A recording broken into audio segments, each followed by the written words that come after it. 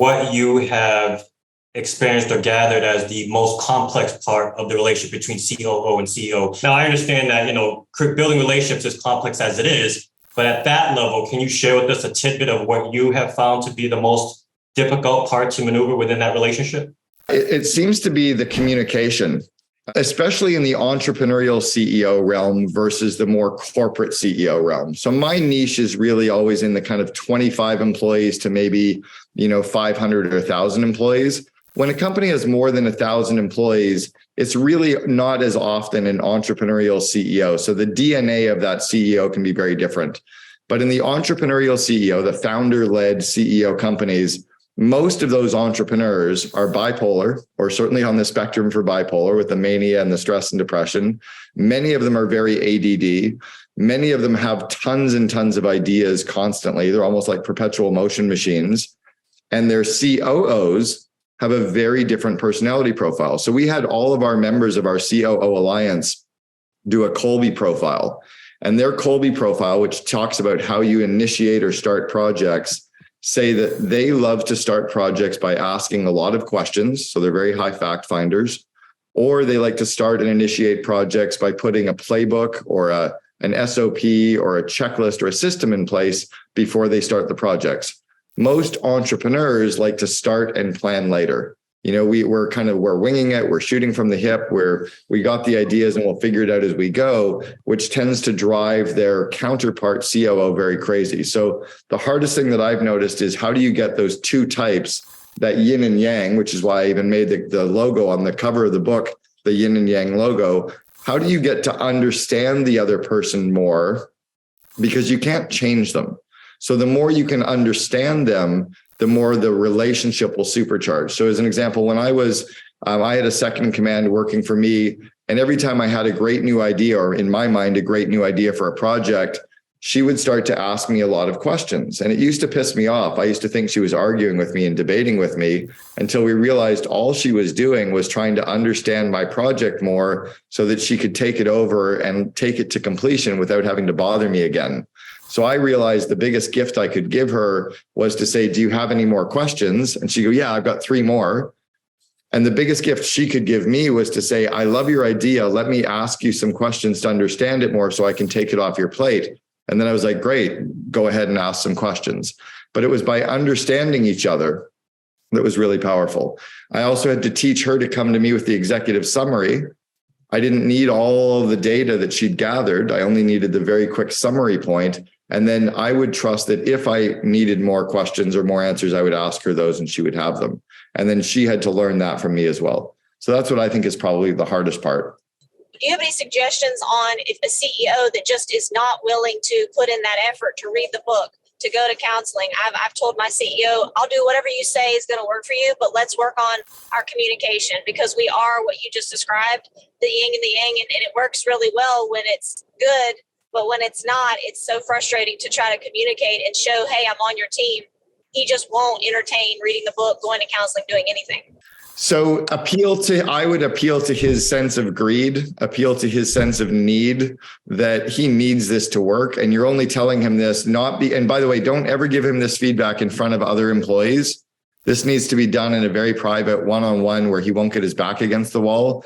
But just say to him, like, I love the company. I really want to be working with you, but I find this frustrating and I think we can get it better. And then give it an example of like in a traditional marriage. In a traditional marriage, a husband and wife would probably go to a counselor and work together, not because it's broken, but because they want to have a better relationship. They want to love each other. They just know that they need some guidance from somebody who's maybe been able to help them before.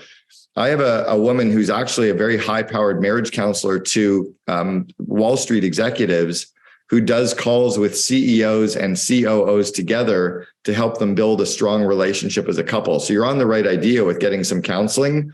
And you do it because you want your company to be better and stronger, not because you're a broken human. But you have to appeal a little bit to that. We run a fully 100% virtual company. I'm a new COO in it. And one of the things I'm trying to do is simplify, right, and streamline as much as possible. But we're on a growth trajectory where we're starting to break things. And I wondered if you had experience or rules of thumb for more technology and what some of the platforms that you've been using in the past of when to truly invest in a platform or when can you push it, another year, and whether or not, when you start breaking things, it's too late, right? So you want to be ahead of it. Yeah. But you also don't want to invest all your profit into just technology. Great question. I just dropped something actually in the chat that I was sharing with a COO Alliance member yesterday. And it's some of the great rules that Apple leveraged to become really as strong as they are, but they've leveraged the principles around simplicity, right? They have fewer words and fewer products and they really get down to the critical few things in every single area. Take some of those ideas and bring them into your business for sure. Around the technology question, years ago, I had a friend of mine, a CEO, and he sat down with his head of IT and he said, for the next 12 months, right? So almost like a January discussion, for the next 12 months, the IT team is not allowed to build anything. You're not allowed to buy anything. I need you to find 12 free software solutions to plug into the company that will eradicate 12 expenses that we currently have. So it either needs to save us money or save us time, and we need to get it for free. And you're not allowed to build a single product. It's, IT people like to build stuff, right? They want to integrate things. But the reality is often we don't need everything to be massively integrated. We just need something that works, that's simple, because momentum will create momentum. And if we can focus on growing revenue and growing gross margin, we can then take that revenue and gross margin later to build the better machine or the better mousetrap or the ideal software solution, right? So how can we plug in some of the stuff that's good? So it's teaching the employees that momentum creates momentum. I think we've all heard that saying that about the minimum viable product. My concept is really more minimum viable everything. How do you get it done and get it out the door so that momentum creates momentum? Because there's not a single problem that exists that a check can't solve, right? That you can buy your way out of any problem, but you can't build your way out of every problem. And often, I've heard of people talking about Infusionsoft. Well, the nickname for Infusionsoft is Confusionsoft. I've heard of people talking about leveraging and putting Salesforce into their organization, but almost every single case, they don't just get to use the software. They now have to hire a consultant to have them help them use, it just starts to get very complicated for no reason versus using something that's much simpler that maybe doesn't do everything. But the reality is we don't need everything. And then lastly, give the example of most of the software that we use. We don't use 95% of the damn features anyway. Think about Microsoft Excel, for an example. How many of the features and functions and stuff that's there do we only use 10 or 20 things? We could have a piece of software that only does the 10 or 20 things and it could be free or very, very cheap and very easy to use. And it would be good enough for 99% of our use cases. And I think we often get bogged down like the stuff in our home, right? Like how many buttons do we use on our microwave? What do? We reheat pizza and we reheat food and we boil water. We don't need the other 97 functions. I don't need my washing machine to connect with my phone over Wi-Fi because we don't use the damn feature anyway. So I think it's really leveraging what I put into the chat, those 10 principles around simplicity and forcing our team to think that way. Another point around this, I was speaking with a COO Alliance member about this recently, and it was that every mid-level manager or early stage manager that really doesn't have the wisdom of having led people before, their answer to every problem tends to be hire more people because they don't think about optimization or automation or saying no. So the way that they tend to scale everything is add more people, add more people. Well, if you're in India, I've got a client in India, whenever they have a problem, they hire 10 more people because every person's only 4,000 or 5,000 a year. That's fine. But when one employee is 80 or 90,000 a year, you can't keep throwing a person Band-Aid at the problem. So we need to grow our people and invest in their skills as leaders so that they actually have the skill set to be able to scale a business without throwing more people and thus more complexity at the problem. Back in the day, we didn't have a lot of technology or a lot of working systems to get that CEO and COO talking and working well together. But now there are things like EOS and scaling up, and frankly, some models that designate, who's the integrator and who's the visionary. Do you support those types of models? And I know EOS is doing a major push to try to add thousands and thousands of clients. But do you think that's helped us in the COO world? Yeah. And I actually, in my book, The Second in Command, I talk about, and Gino Wickman and I are friends. We're in two different mastermind communities as peers together. Gino started EOS and wrote the book Traction. I know Mark Winters quite well, who wrote Rocket Fuel. Vern Harnish, who built Scaling Up, he and I have been friends for 25 years. When I built 1-800-GOT-JUNK, I was the original COO for 1-800-GOT-JUNK and took them from 14 employees to 3,100 employees in 6 years. We were the poster child for Vern's original Rockefeller habit. So I'm very familiar with both models. And also Shannon Susko, who you did not mention, has a really great model called 3HAG. Andrew Bailey with Align and Petra has some good models. There's lots of these good models out there. Traction first is a great model, but it breaks down when you get to about 50 employees. The idea with the visionary and the integrator works really well until you get to a 50-person company. Once you have a management team in place, Traction works really well. But when you have a leadership team in place, right, with really strong, seasoned leaders who have run functional areas, who have dealt with strategy, who have run bigger businesses, when you're in the kind of 100 to 500 person zone, you need to move away from Traction and probably start leveraging the scaling up systems with Vern.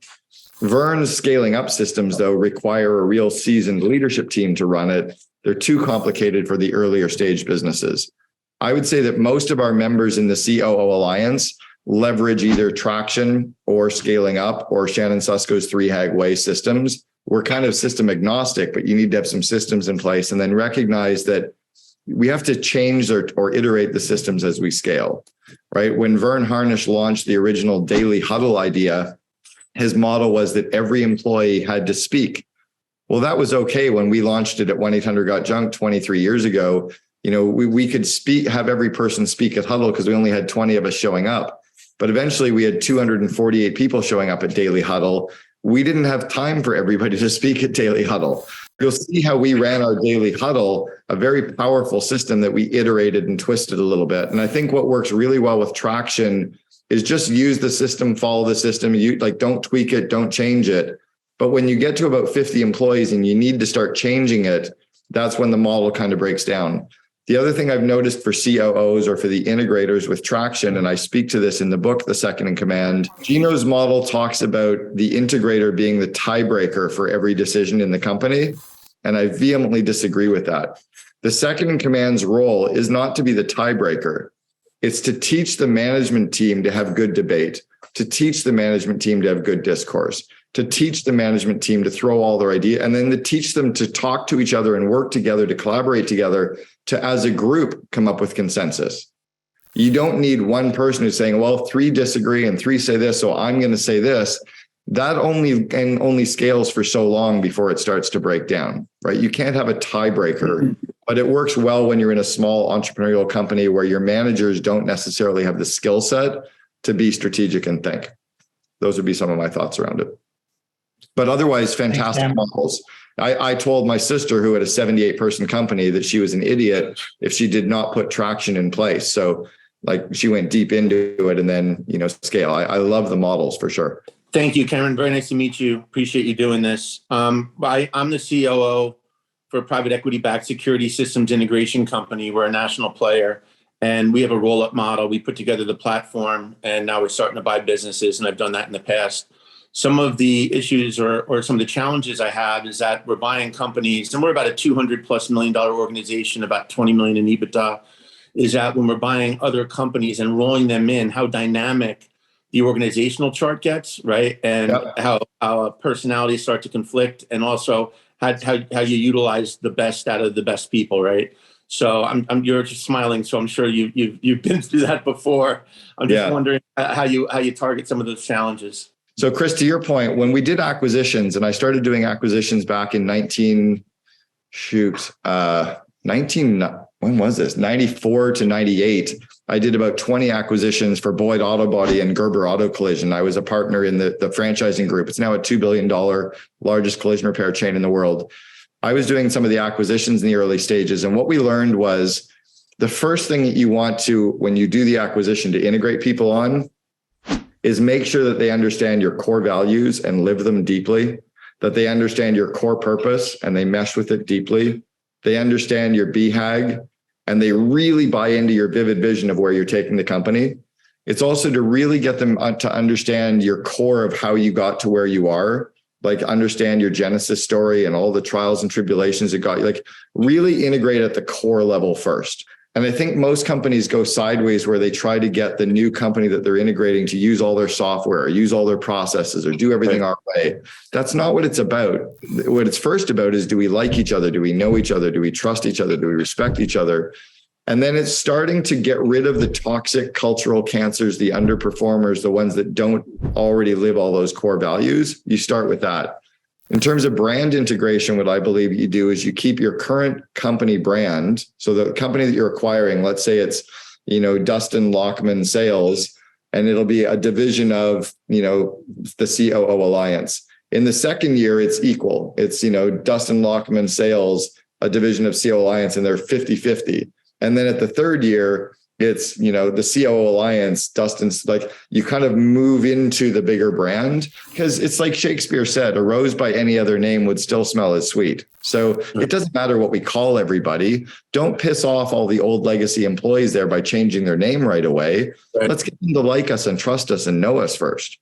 Another thing I try to do is get some mergers of the talent together where we go off site and we go and have fun together. We spend time together. We, do a couple of leadership retreats, but we stay in a couple of Airbnbs. So we wake up in the morning in our shorts and t-shirts and have coffee together. And that's the team building you need, is to get to know each other, right? It's really integrating that. One of my former clients, a guy named John Ratliff, who sold his company for about 107 million using STS, did 21 acquisitions over the course of about 5 years. That's how we did all of his acquisitions, by merging the people and the core values and the talent first, and then the systems later. As I really struggle with keeping up with all of my tasks and keeping in touch with all 11 direct reports, how do I find a balance between my responsibilities? When you're the second in command of a company and you're the COO of about, as I recall, about 100 employees, you can't lead 11 people anymore. You might be able to quickly oversee them and quickly manage them, but our job as leaders is to grow people. It's to grow their skill set and grow their confidence. It's to help them remove obstacles. It's to be there and do deep dives into their business areas so that we can help them. If you have 11 people, you're spread too thin, because you have no time to do your job, and you have no time to really grow their skills and grow their confidence, or do the deep dives or the skip level meetings to really get into their businesses. So I think you really need to thin that back out a little bit. Ideally, a CEO should only ever have 5 direct reports at most, because you also have culture, strategy, and your board. And I treat each of those as a direct report. So I only allow a CEO to have a maximum of 5. I would love COOs to be maximum of 7 or 8. Now, if you're a manager of an area and everyone in that area does exactly the same thing, you can have many more direct reports. Because, as an example, when I was with College Pro Painters, I was on the very senior leadership team at College Pro Painters. One summer, I had 32 franchisees that I recruited and trained and coached, but every franchisee did the same job. And I'd been a franchisee for 3 years before, so I really knew the job. So the fact that I was coaching all of these different franchisees, I was effectively teaching them all the same thing and moving them all faster. So you can, if you're the head of a sales group, you can have way more than the 8 people. But if you're running 7 or 8 different business areas, there's no way you can understand each of the business areas and all of their moving parts and all of their people effectively if you have that many. So you have to thin that one out. I got involved with a very young blockchain development company, and I realized that there's a huge generational gap. I'm being called the old one, and I'm 37 years old. Great. And they're exquisite at their work. Uh-huh. Everyone is a great employee, but being called the old one at this age, for me, yeah. Like I now need to wear a hat to work. Yeah. On Zoom calls, because or else I'm lame. Yeah, and you need to swap out the Irish knit sweater for a sweatshirt. I love the Irish knit sweaters, by the way. But well, that's my big question, is like, how do you deal with the generational gap when, it's like, I still think I still got it. You do still got it. My dad, when he was 80 years old, was still as smart as ever. and he had a lot more wisdom to bring to the table, and he was still young at heart, right? And I think we need to, so that all the generations need to learn a couple of things. We need to learn that each generation has something that they're bringing to the table. Gen Y and Gen Z bring technology skills to the table that baby boomers don't have. Baby boomers can bring some wisdom to the table and wisdom of time that the younger groups don't have. Like I was just mentoring one of our COO Alliance members recently, Savannah. She's 25 years old. She's taken a company from 2 employees to 108. Technologically, she could probably kick my ass. But the questions that she was asking me and the scenarios she was giving me, to me, were kind of laughable in a way that I was like, I couldn't believe that she didn't know the answers. But of course she doesn't. She hasn't been through these scenarios so many times to have seen it so many times. So it's starting to get those gaps reduced by respecting each other's strengths, by looking for each other's strengths. 30 years ago, a book came out called Men Are From Mars, Women Are From Venus. And it was to show that men and women are different. Men are not hairy versions of women, right? We see the world differently. We think differently. We act differently, as do women. And how do you respect that and understand that? So that's really the course, is to how do you bring the employees together to see each other's strengths and weaknesses? And it's by doing some team building skills, not the skills where you all take marshmallows and straws and build something, but the team building skills where you all do a lifeline exercise and you talk about your highs and lows. You talk about where you suck and where you're really good. It's about truly understanding vulnerabilities and them being able to come to the table and feeling safe with some of their vulnerabilities. It's sitting down with them and asking them, showing them what we're weak at and asking for some of their help. So it's us showing up and being vulnerable to allow them to be vulnerable. I remember years ago, I was at my tennis club in Vancouver. I forget who it was. It was here from Vancouver. Maybe it was Chris, who said, I was at my Vancouver tennis club, and Jimmy Pattison walked in, who's one of the most successful entrepreneurs in Western Canada, tens of thousands of employees. Jimmy was probably 80 years old at the time, maybe older. And Jimmy walked in with his MacBook and his iPad and his iPhone. And they were almost like stacked up like a little pyramid. And I saw him walking in, and he sat down near me at a table, and he was waiting. And this younger girl came in. She was about 25 years old. And she came in to sit down, and Jimmy stood up and shook her hand. And then he reached into his pocket and he pulled out a $50 bill. And you know how like seniors will take the bill and they kind of hold it and show you they're handing the bill. Jimmy like showed her the $50 bill, and he hands it to her, and she goes, "Thanks, Jimmy. What do you need to learn today?" He goes, I hear I can talk to these things and they'll do stuff. Can you teach me how to talk to my phone? And she goes, "Okay, what else?" And he goes, "Well, I hear that I can get all 3 of these things to if I delete something here, it'll delete them there. Can you teach me how to do that?" Jimmy is one of the smartest entrepreneurs in Western Canada. He's the biggest employer in Western Canada after the government. Government's number 1. All the Jim Pattison companies are number 2. And he's showing up as the dumb person in the room with a 25-year-old woman who could not touch anything that he does in the business world. And he's asking her for help on things. At the end of 20 minutes, he says, "Okay, what questions do you have for me about business?" And she goes, "I want to know what it's like to do this. I want to know what it's like to do that." He was paying her for her time, but he also recognized that he could flip the switch a little bit after he was being truly vulnerable and allow her to ask him some questions too. And I think that's the environment that you want to try to create, Justin, inside of your company, is this: we have stuff to learn together, and it's the 1 + 1 can equal 3.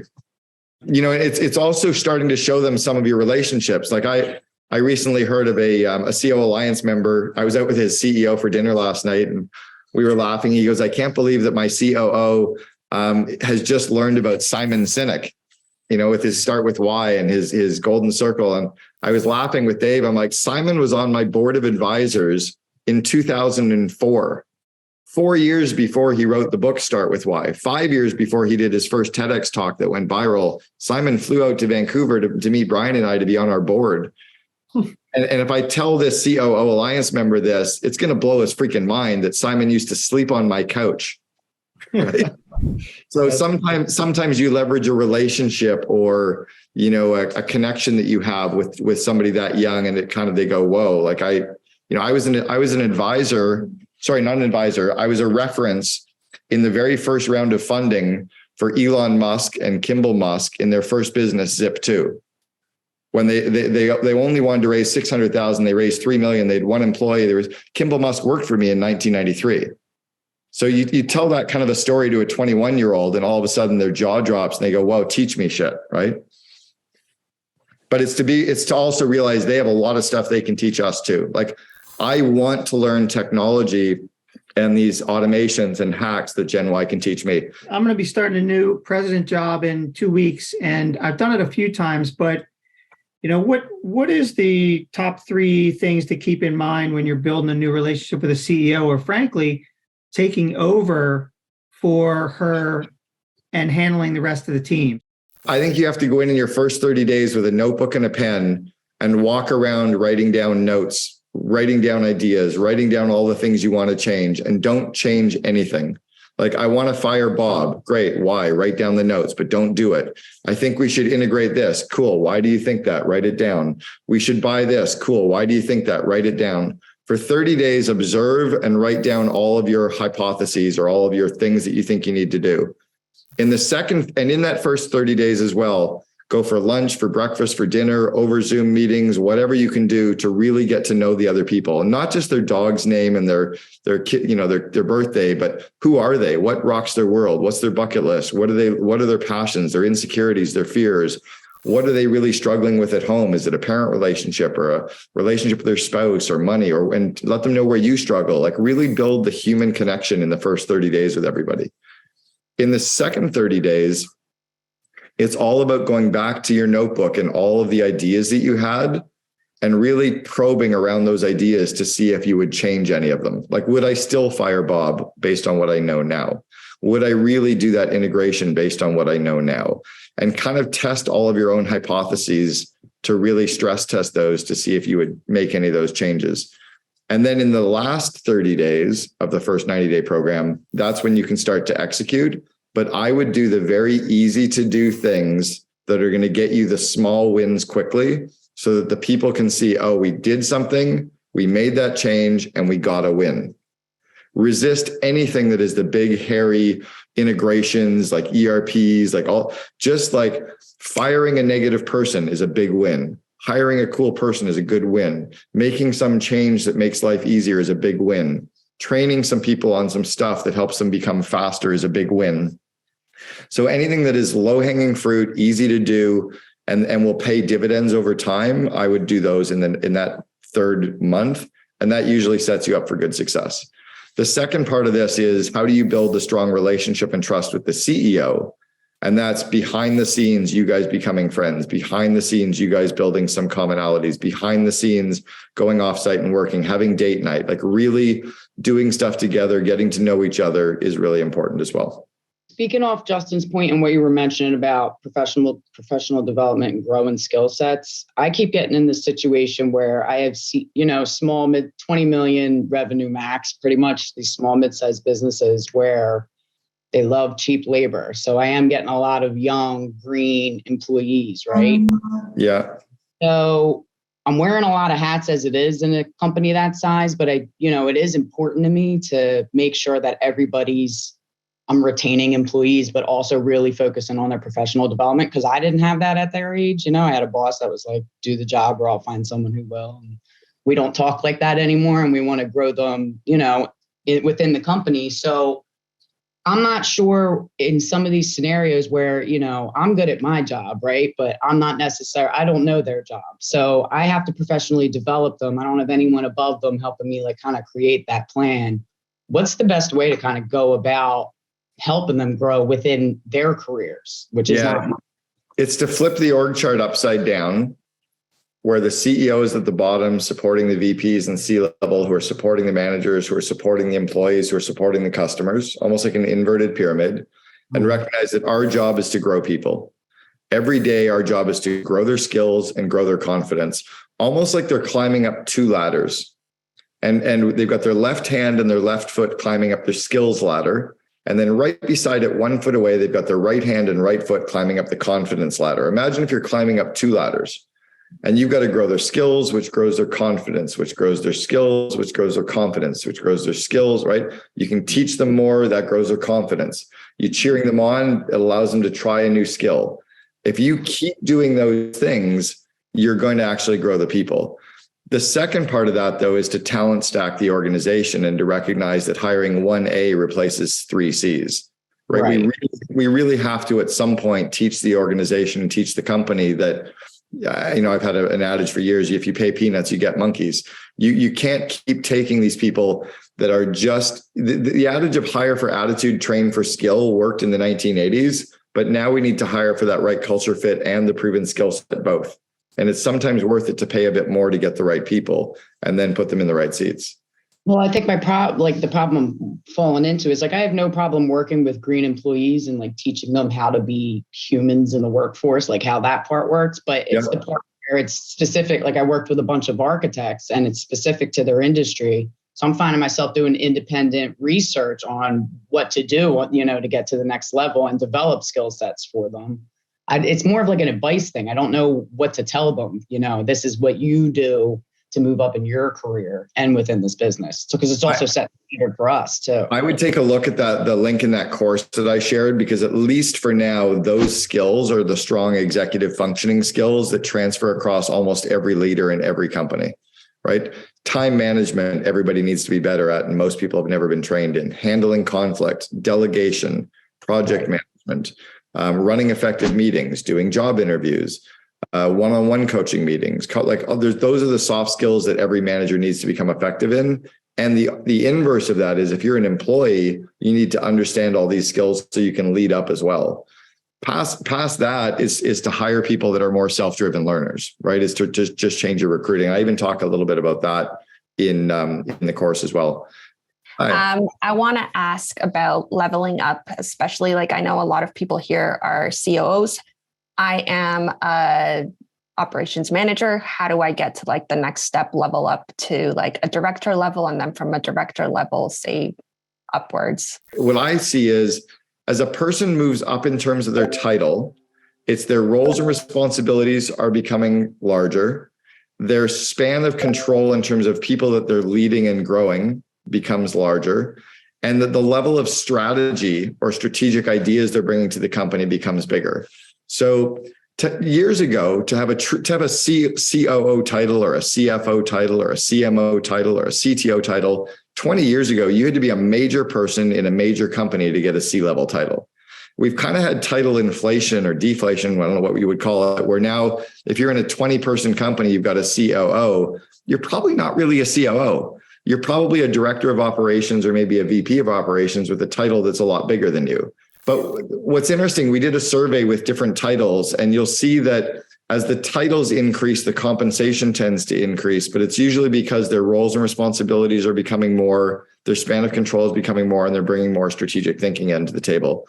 When I was the COO at 1-800-GOT-JUNK, so I left there 16 years ago now, which is incredible. My salary back in 2007 when I left was $307,000, $310,000. That was in 2007. So that's probably more like $750 today or $600 today. That's a true COO. If you're making 120, you're probably more in the director of ops role. So the way you move up in the organization is ask for more responsibility, go through things like the Invest in Your Leaders course to grow your leadership skills in your functioning areas, devour the books that your CEO is building so that you're on the same page. So if the CEO is reading Traction, read it. If they're reading Scaling Up, read it. If they're reading Who, read it. If they're reading Double, devour it, right? Try to get the same level of skills or so that you can build that commonality and understanding of what they're talking about. And then really go to them constantly and just say, where can I get better? Give me feedback of where to continue and where to get better. Like any high-powered athlete, you take the best in the world at golf, they still have a coach, right? They're still working on their mindset and their skill set. So don't look at coaching as a negative. I coach CEOs all the time. I coach the CEO and the second in command at Sprint. They're the 82nd largest company in the US, and I coached them for 18 months. Jamie Jones was, a $2.5 million salary plus bonuses, and I coached him for 18 months because he was still trying to get better. So I think it's just that it's constantly trying to improve will get you there. But I also wanted to add to Adita's question, what worked for me in the past when I was an operations manager for Sprint, The advice that was given to me from my direct report at the time when I asked him, how do I get to your level and above that? His advice, and I've used it for years after that, was to learn the position that you report to and identify ways that are going to make your superiors' jobs easier, even if that means taking on additional responsibility. Because if at any given time where he needs to take a leave of absence or needs to rely on somebody to cover, you're going to be that guy, right? And I continue to use that advice from going to director to going to VP and now being at COO. So Aditya, if anything I can leave you with, I would identify your superior's job and what you can take on and what you can do to help his job or her job easier. Yeah, I like that a lot. You're right. Because what you're trying to do is to actually free up their time so that they can move up in their role. So if you can keep taking stuff off their plates, it's often very hard, by the way, for the more entrepreneurial CEOs to delegate.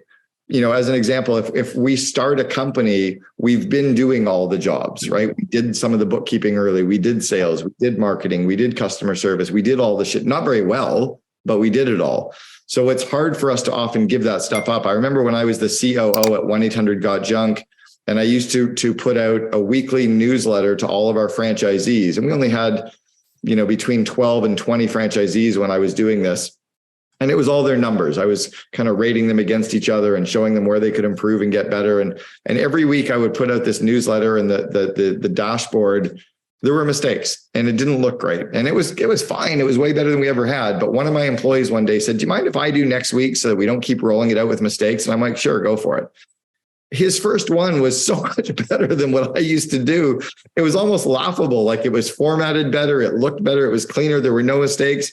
And I don't care if it took him 2 hours to do what maybe it took me a half hour to do. It was way better.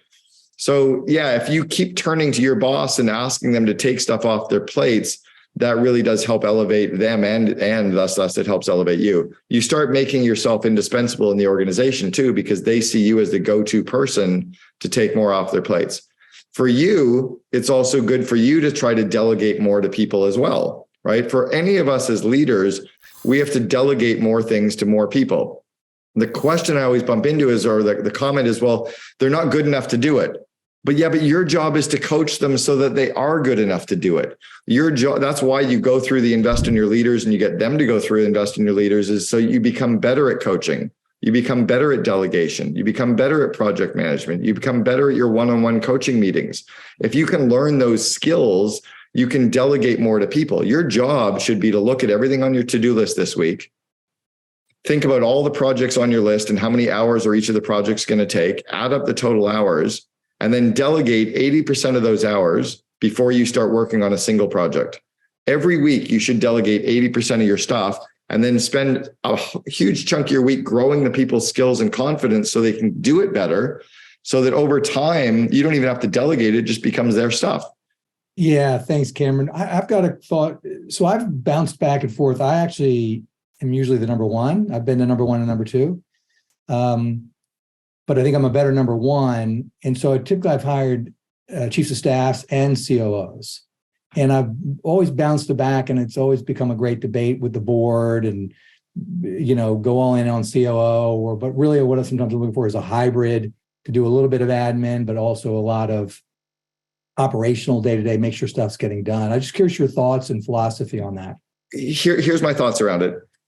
The first key hire that an entrepreneur needs to hire to get stuff off their plate is not a COO. It's an executive assistant, right? If you don't have an executive assistant, if you're on this call and you don't have an executive assistant, you are one. You need to get all of the stuff off your plate that is a minimum wage job to a fractional person or a freelance person or an overseas person or whatever, but you need to get enough stuff. My executive assistant, Meredith, who's been with me for 7 years, actually just hired her first EA. I've gotten her to now hire one because she's been getting paid enough. She's dealing with so much stuff that we've now got a woman in the Philippines doing stuff at $6 an hour for her so that she can work on the higher level stuff for me and my companies, right? Second thing is the second key person you need to hire is that project manager, right? The jack of all trades, master of none. Then you might be into a director of ops or the VP of ops. When you're truly hiring your first VP of ops or COO, it's when you recognize that if you can have someone take the higher impact things off your plate that either drain you of energy or you're not great at, but they're still higher level things, and there's in enough buckets that they can manage people, which allows you as the CEO to be strategic, allows you to be vision, allows you to focus on culture, allows you to build your virtual bench, allows you to have time to think so that you're not overwhelmed in the day-to-day. That's when you're hiring your first true second in command, is someone who can free you up to be in that zone, right? So that you're only working in your areas of unique ability. So I talk about the unique ability and your zone of genius and delegating everything except genius and really having that true yin and yang partner. Harvard did an article years ago called The Misunderstood Role of the COO. And I talk about that in the book, The Second in Command. And it's different types of COOs in different companies and also different types of COOs at different stages of companies. I was the right COO for the first 6.5 years of 1-800-GOT-JUNK. I took them from 2 million to 106 million in 6 years. No debt, no outside shareholders, gave up no equity. But I would have been horrible to go from the 100 million to the billion. Their current COO, who's been there for about 9 years, he and I have known each other for 35 years. We started a fraternity together in Ottawa, Canada in 1987. I was president year 1. He was president year 2, which is weird that he's now the COO. But he's been amazing to go from the 100 million to 450 million. But Eric would have been horrible in the first 6 years because he didn't know franchising. He wasn't entrepreneurial. He didn't actually, whereas I'd done it so many times before. So if I came in kind of as the MVP and as the mentor, Eric needs to be there more now as more of the executor and the partner, right? So there can be it's like a relationship. It's either for a reason, a season, or a lifetime. Sometimes you're the right COO for the season, and then the season changes. And in other cases, I've had people go, "Oh, I'd love you to be my COO." I'd be horrible as your COO. I don't match you or your company or your skill set. And you're great in all the areas that I happen to be great in. So there'd be conflict. Most of the COOs in the COO Alliance, and our average member is like 40 to 50 million in size. Our biggest is about 1.2 billion. But most of our COO Alliance members would be horrible COOs at 1-800-GOT-JUNK. Right? As I would have been horrible in their company. So you have to find the right fit at the right place at the right time with the right CEO. And that's where that yin and yang magic really happens. Tough role to hire for. You made me giggle when you talked about if you don't have an executive assistant, you are one. That was great. Because my question plays into cultural and leadership evolution. So in 2003, this firm was 0 in revenue. Now we're 90 million. Most of that growth coming in the last 5 years. Many of the key leaders here only have worked here. And so convincing them that we need to evolve, because I think in 5 years we'll be over 200 million in revenue. So what are some strategies to convince founders the need to evolve a company? I like showing them privately over lunch a few data points. And it's kind of like evolve or die, right? Or if the rate of change outside your business is greater than the rate of change inside your business, you're out of business. When leaders are saying, I've got 30 years experience, I come back to them and say, no, you have 5 years experience 6 times in a row, right? Because most of them haven't kept growing their skills. They're just doing what they've always done. I spoke with a CEO recently and I said, how do you know how to do one-on-one coaching meetings? He said, well, I've been doing them for 10 years. I said, where did you learn them? He said, nowhere. I just started doing them. So I said, you could be doing them completely wrong for 10 years. And he goes, oh shit, I never even thought about it. Right? So the key is to give some skill base so that they know how to do it in a more effective way. And then point out some data points. Blockbuster used to be the biggest in the world as well. Where the hell are they now? Right? Barnes and Nobles or Borders don't even really exist now. And you could also take a 30-year-old or a 25-year-old, call it a 30-year-old, who has the technology skills to understand so many different ways to optimize or automate the business. And we could teach them the wisdom of leadership, and they'll kick the ass of any 50-year-old who's a strong leader who's been doing it for 30 years. Right? The key is to actually be able to get the right people in the right seats. And that's a tough one to go after. But that's what I would try to show them, is those things. Recommendations on how CEOs can best build their personal brand externally, right? If you're new to an industry and you come in as the COO, how to get your personal brand out there. Yeah. So one of the things that we're doing with our COO Alliance members is we're getting them exposure on our Second in Command podcast. We've had all of our, or as many of our COO Alliance members as we can over the last bunch of years become guests on the Second in Command podcast. That's one way.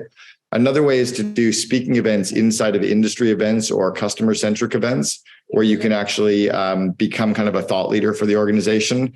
That was something that I recognized at 1-800-GOT-JUNK was if I could actually be the thought leader COO and be on the stages, speaking to the media, doing the speaking events, doing work with the press, that would elevate my brand. And that was more valuable for me than equity.